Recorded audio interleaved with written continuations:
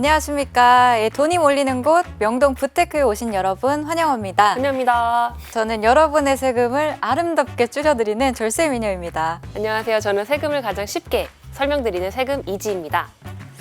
오늘 우리 세금 이지님 아주 고우시네요. 저 결혼식 이후로 곱다는 얘기는 거의 처음 들은 것 같은데 오늘 제 머리 어떤가요?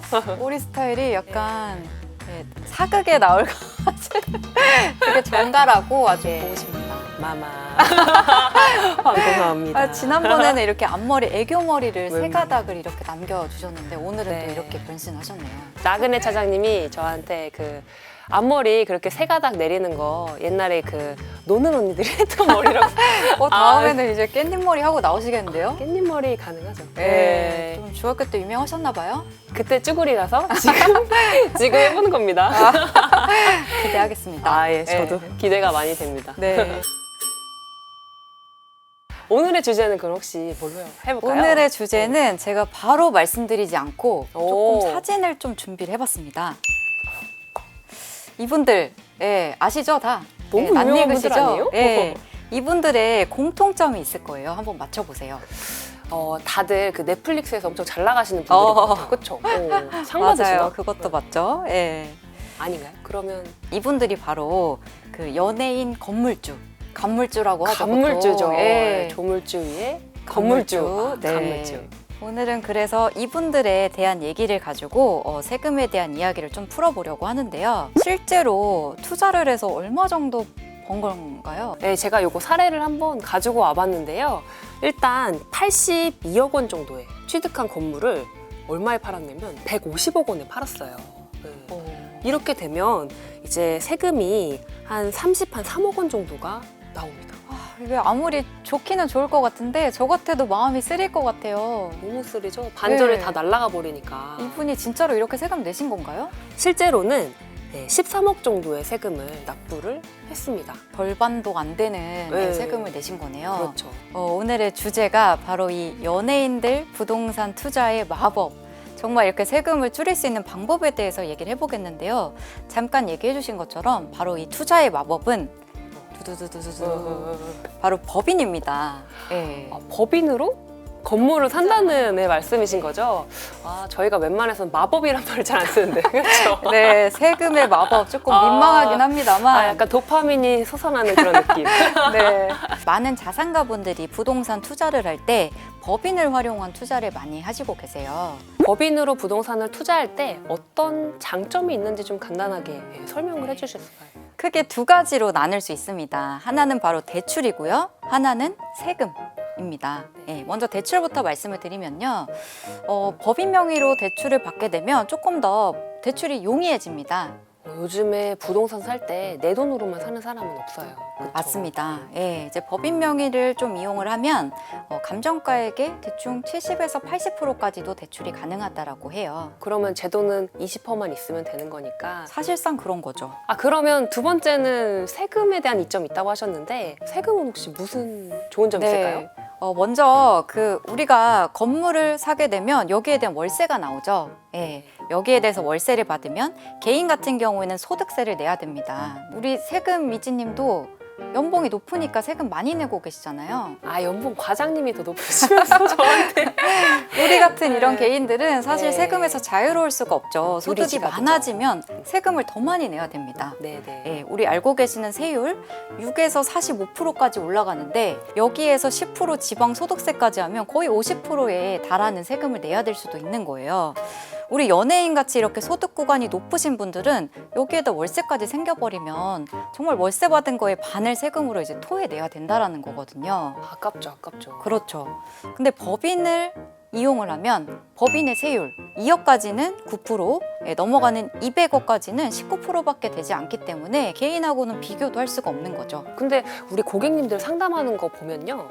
세금도 굉장히 무서워하시지만 사실 더 무서워하시는 게 있잖아요. 뭔지 알 것 같은데요. 아시죠? 네. 바로 건강보험료. 이런 분들이 이렇게 법인을 활용하시는 이유는 사실 건강보험료도 있습니다. 내 명의의 소득이 많아지거나 재산이 많아지면 보험료가 올라갈 수밖에 없는데 법인 명의로 투자를 하게 되면 이건 사실 법인 거기 때문에 내 보험료에 영향을 주지 않습니다. 너무 좋은데요. 건강보험료도 많이 내시는 분은 한 달에 몇백만 원씩도 내시잖아요. 맞아요. 네. 준세금이라고 불리울 만큼 이런 것도 굉장히 예민하신 분들이 많은데 이런 이점이 있다라는 거. 이거 들으면 더 놀라워하실 텐데요. 우리가 물론 이렇게 월세 받아서 그 얻는 이득도 있겠지만 나중에 이 건물을 갖고 있다가 팔았을 때 얻는 시세 차익에 대한 세금도 차이가 큽니다. 네. 이제 개인 같은 경우에는 양도소득세를 내야 되다 보니까 양도차익이 10억만 넘어도 뭐 반 이상을 세금으로 내야 되는데 반해서 법인 같은 경우에는 19% 세율만 내면 사실은 나머지를 다 내가 가져갈 수 있는 거죠. 와, 너무 차이가 너무 많이 나는 것 같아요. 네. 네. 그리고 여기에다가 우리 개인 같은 경우에는 단기 양도했을 때 세율이 높죠. 정말 이제 행복한 상상이지만 내가 건물을 샀다가 2년밖에 안 됐는데 양도 차익이 10억이 생겼다라고 가정해 볼게요. 너무 좋은데요. 너무 좋은데요. 네. 근데 우리 개인 명의로 이거를 사고 팔려고 하면 2년이 안 됐기 때문에 50%에 달하는 세율을 내고서 팔아야 됩니다. 내가 번 거의 반을 가져가겠다라는 거거든요. 어쨌든 또 반이네요.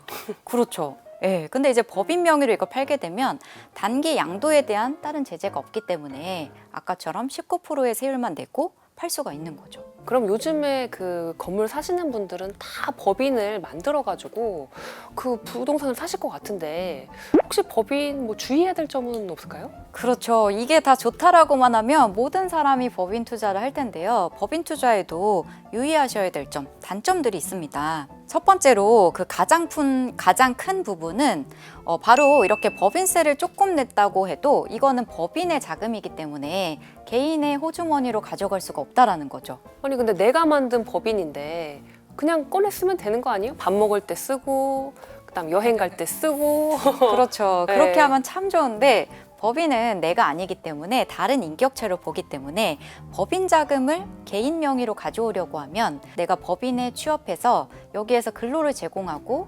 근로소득세를 내고서 받아오던지 아니면 내가 법인의 주주이기 때문에 배당소득세를 내고 돈을 가져와야 된다라는 거죠. 결국에는 세금을 법인세 한 번 내고 내가 가져올 때 2번 내기 때문에 이중으로 세금을 내는 결과가 나오게 됩니다. 그리고 두 번째로는 이 법인이 그 건물을 취득하거나 부동산을 취득하게 되면 모든 경우에 그런 건 아니지만 몇 가지 요건에 해당하면 취득세 중과 규정에 적용이 될 수가 있는데요. 대도시로 건물 취득이 몰리는 거를 조금 규제하기 위해서 신설법인, 만들어지지 5년이 되지 않은 법인, 본점을 대도시에다가 설립을 하고 그다음에 건물을 대도시에 있는 건물을 취득했을 경우에는 취득세가 한 2배 정도 중과가 되기 때문에 취득세 부담이 커질 수가 있습니다.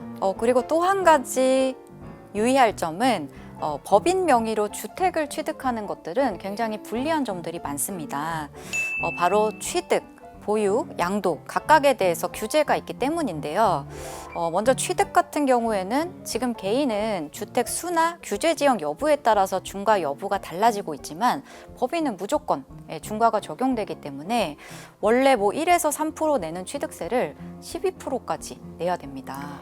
근데 그럼 개인이랑 취득세 너무 많이 차이 나네요? 그렇죠. 네. 뭐 취득세만 피했다라고 해도 보유세도 문제가 돼요. 우리 종부세. 사실 개인은 부자만 내는 세금이다 보니까 안 내는 사람도 굉장히 많은데 법인 같은 경우에는 주택을 가지고 있는 경우에 무조건 뭐 공제 금액이 적용이 안 되고 세율도 최고 세율로 적용이 되기 때문에 종부세를 피하기가 어렵습니다. 결국은 법인으로는 주택은 사지 말라라는 의미로 그렇죠. 해석이 되네요. 네. 뭐 양도할 때도 그 중과가 되기 때문에 정말 그 주택을 법인 명의로 취득하는 것들은 지금은 규제가 너무 많기 때문에 다시 한번 생각을 해보셔야 된다라는 거 꼭 기억을 해주셨으면 좋겠습니다. 결론적으로 저희가 고객 상담을 하거나 많은 사례들을 보면 이러한 유리한 점도 있고 불리한 점도 있기 때문에 대충 그 가격적으로 한번 본다라고 하면 부동산 가격이 그래도 50억은 넘어간다라고 하면 대충 대략적으로 법인이 더 유리하다 이렇게 말씀드릴 수 있습니다.